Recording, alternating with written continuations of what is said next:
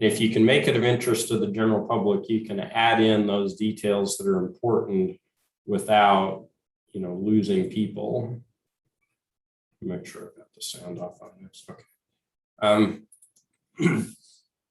So let me get an idea real quick. How many of you would prefer to present in class given the choice? I'm just not good with technology. Okay. So there's no way I could record myself doing it.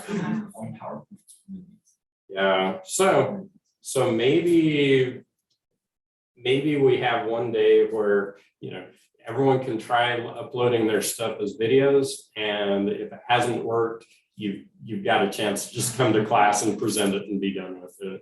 How about we set, today's the 19th, next week is the 26th. And next week we've got someone interviewing for the Thornton Chair Forages position. So how about we set 2 weeks from today as a presentation date, where if you want to come and present, we can all come together. If it looks like no one is, email me if you're planning to present on that day. And if no one's planning to present, I'll try to send out an email that morning and say, hey, we don't have anyone, so don't worry about showing up. So in the meantime, try the video thing. And if it works, I'll go ahead and grade off of that.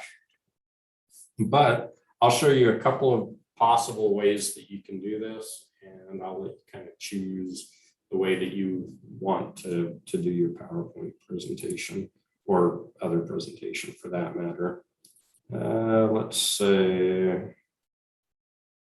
I'm going to look and see if I've got any exciting. Yes. Do we have an e-portfolio due this semester? Oh, e-portfolio. That was a great question. In the last year when I did it, I talked to Dr. Kelly about e-portfolios, and he said, just never had a whole lot of luck putting them together. And so I always made it optional. So last year I made it optional, and people had pretty good success with doing the e-portfolios. And this year, some of you have already done the e-portfolios without even my instructing you to do so. So let's have you do e-portfolios. I like the idea because it is something that you could potentially take with you to an interview. So also do an e-portfolio, but I'll make it technically optional, but I'd like you to do it. So to do an e-portfolio, you can actually do it directly in Blackboard, and the link that you make can actually be accessible by people who are not part of the Texas Tech system. You just come to the portfolios option here, and they have an interactive video tool that shows you how to do it here, but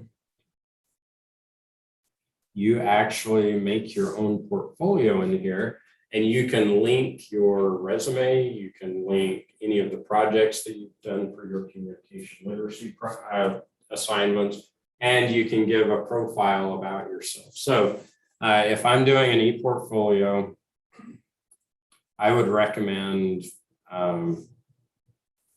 those items in your e-portfolio. Add any projects that you've done in your communication literacy classes, like crop physiology.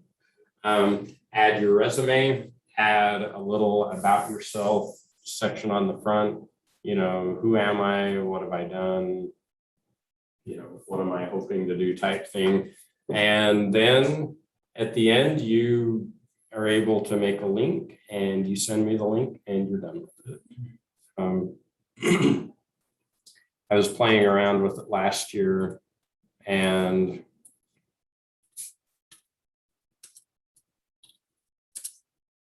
We did the freshman seminar class. okay.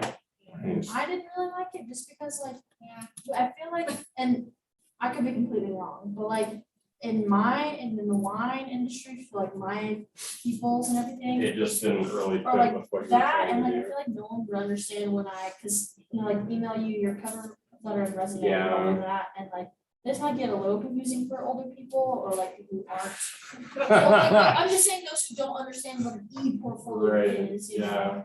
So yeah. I struggled with the concept of it my freshman year and like, Yeah. what's the purpose of. So for those of you online, what was essentially said was that old people like you, Dr. Ritchie, probably struggle with this technology. That's all a good point. I would say this, that there's some value to having everything in one spot that you have access to. If you decide to do that in a different format than the e-portfolio, I'm okay with that. Most of you, I don't think, are struggling to try to pass this class. If you are, talk to me afterwards. But you know, the reality is, if you needed credit in order to, you know, to pass the class, I would say, yeah, you know, you could do this for that credit. But the reality is that, you know, most of you are not going to need that in order to pass the class. So I'll leave it up to you. I kind of like seeing it personally because, again, I'm old and this technology stuff is kind of amazing to me. I am easy to impress. Actually, let me trade it.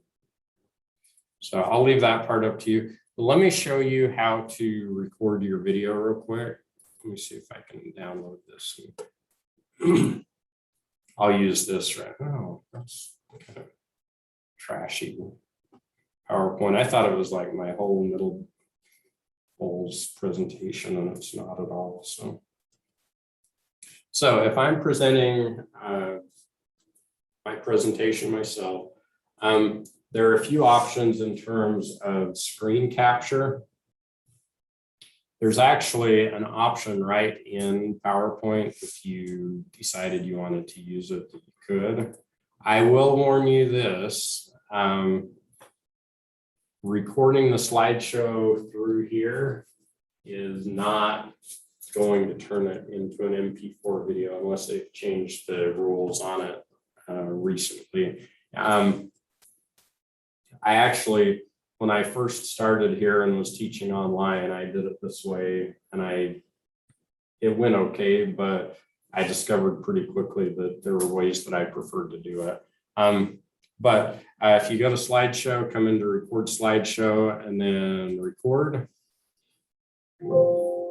it will actually start recording all of the voice as you're going through, and you can just click through and do your whole thing. Then at the end, it allows you to save it. I warn you up front, when I've done these, usually they're like several hundred megabytes when they save them. So, you know, it can be kind of big and kind of kludgy in that case. How many of you use Zoom? All of you use Zoom, right? An easy way to do it is to do the following, and I think you can do this with a free account.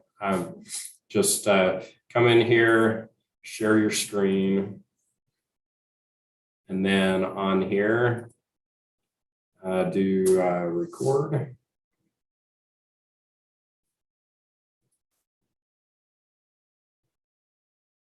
And it's probably not. Okay, here we go. I just record to the computer. You could record to the cloud if you preferred to. And the nice thing with this is everything that, when you're sharing the screen, everything that shows up on here is going to show up in your recording as well. And so what you can do is turn on record screen, show your slideshow, talk for 10 minutes, stop it, save it, and it's an MP4 file. If you have the professional version, which I do because Texas Tech pays for it, you can actually stream it to YouTube, which is what I do for all my classes here. That's a nice way to go if you have that as an option. But if you don't have it as an option, just record it, save it, and then you can upload it to YouTube. One thing I would warn you to do or encourage you to do is this. You don't want to just try to save the video to Blackboard, because Blackboard has a limited amount of space on it, and we can eat up all of our space on Blackboard really fast. So you want to put it on YouTube. How many of you have uploaded a video to YouTube before? Okay. How many of you have not uploaded a video? Okay. I'll quickly show you how to upload a video to YouTube here. I'm going to stop share. I'm going to stop recording real quick.